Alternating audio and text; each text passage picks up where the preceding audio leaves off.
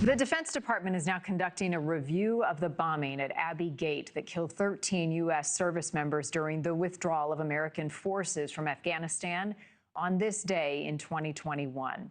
President Trump on Monday signing a proclamation to mark 4 years since that deadly day.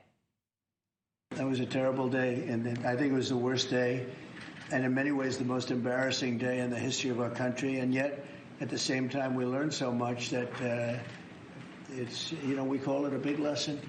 It won't happen again. A thing like that can never be allowed to happen again. The president meeting with family members of some of the service members who were killed during the bombing.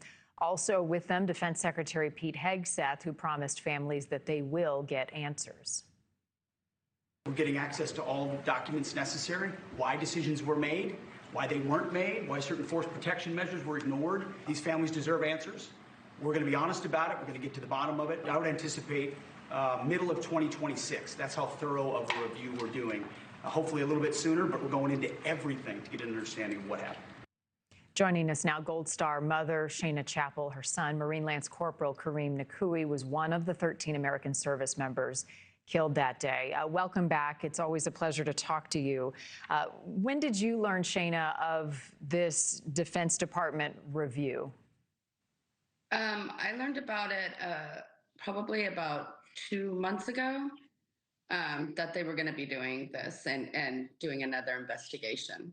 And as you and I had talked in the past, I know you have felt lied to, that you don't have all of the information, that the administration hadn't been forthcoming to this point about what happened 4 years ago.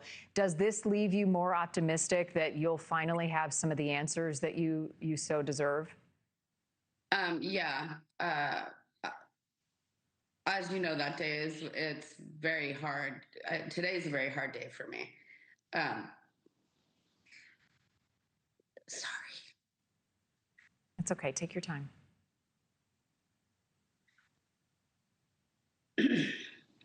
So I look at today and I think about everything Kareem's missed out on in the last 4 years, and how that could have been prevented. And not having answers and not knowing the whole story, being lied to so much and stuff, it's made it a lot harder. And so finally getting some answers, I think, will help. What does accountability, Shana, look like to you? What is justice? I probably can't say on the news, but I guess to make it so I guess people going to prison, not just losing their jobs because, their life goes on, but people going to prison. These were young men that lost their lives. Tell us about Kareem. Tell us what you miss most, your most cherished memories of your son. What I miss most is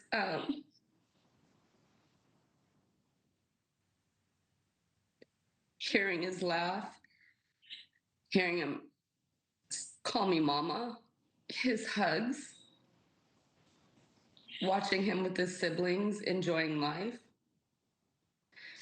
Kareem had such a beautiful heart, and he loved his family so much. He was so close to his siblings, so close to me. I miss everything about him. And as time's going on, it's just getting harder. I know you were invited to the White House and declined that invitation. If you could have a moment with the President, the Secretary of Defense, or anyone leading this investigation, what would you want to tell them is on your heart about the answers you want? First, I would thank President Trump and for everything he's done. He's done so much for the families, and he's kept his promises. He's kept his word on everything he's said he's going to do.